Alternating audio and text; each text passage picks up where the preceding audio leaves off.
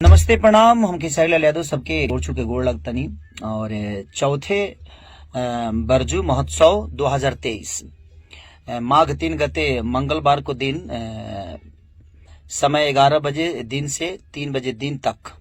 स्थान बरजू ताल, बरजू गांव, पालिका चिमड़ी, सुनसरी, नेपाल।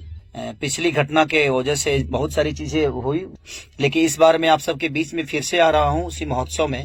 तो आप कोशिश करिएगा कि चीजें ना हो, ताकि फिर से दोबारा कोई आप सबके बीच में फिर दोबारा ना आए।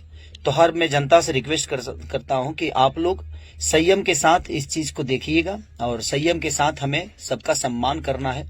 चीजें उस समय हुई थी, लेकिन उसके लिए ना आप दोषी है, ना मैं दोषी हूं, ना कोई कार्यकर्ता दोषी है। तो कोशिश आप करिए कि संयम के साथ हम कार्यक्रम को आनंद लें और संयम के साथ उस कलाकार का भी इज्जत करें, ताकि फिर से वो दोबारा कलाकार आके आप सबका मनोरंजन कराए।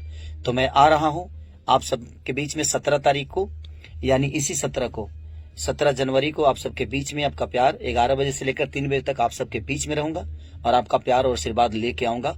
तो कोशिश करिएगा कि हर आदमी हम सबका सम्मान करते हुए मनोरंजन का लुत्फ उठाए, मनोरंजन को आनंद ले। और इसी साथ लव यू ऑल सबको। Thank you.